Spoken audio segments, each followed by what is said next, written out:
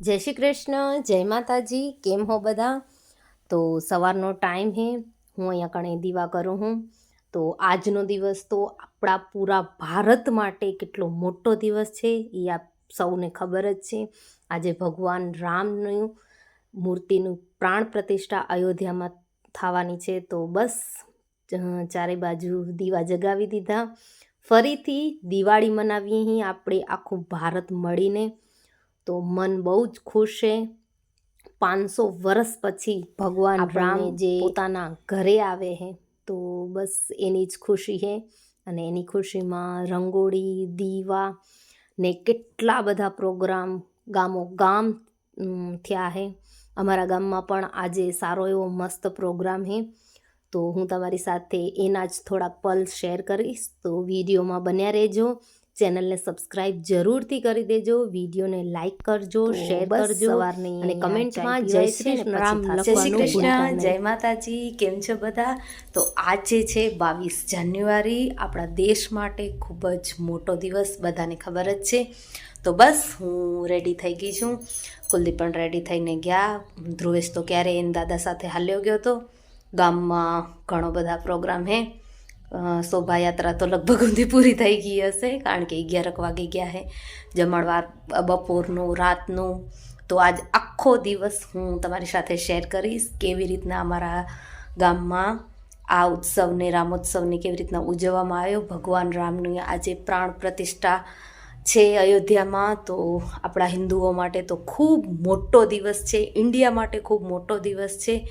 તો બસ બન્યા રહેજો વિડીયોમાં. ચેનલને સબસ્ક્રાઈબ જરૂરથી કરજો, વિડીયોને લાઇક કરજો, શેર કરજો. તો બસ ચાલો તમારી સાથે મુમેન્ટ શેર કરીએ. જેમાં બોલી શકાશે એમાં બોલીને બતાવીશ, નહીંતર પછી વોઇસ ઓવર.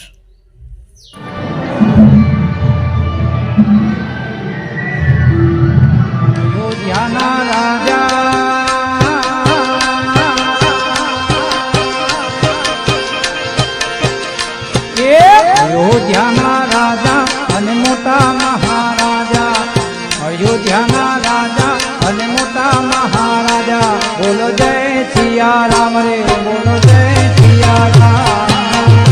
જય જય શ્રી રામ, જય જય શ્રી રામ.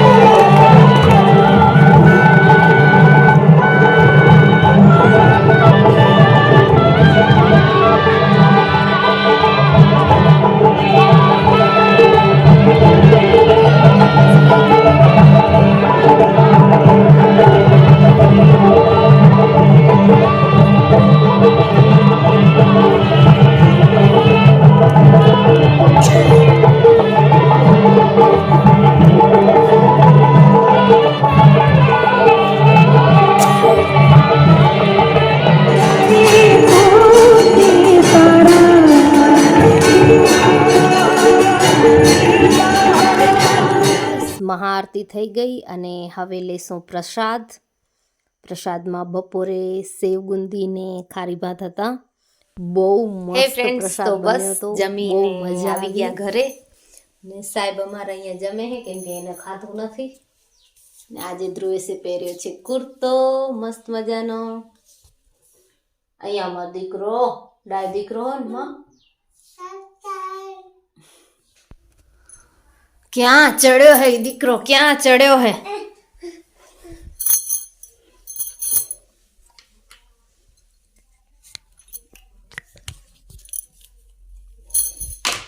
અય આ પડી ન જવા અહીંયાથી, અહીંયા તું પડી નહીં જા. હે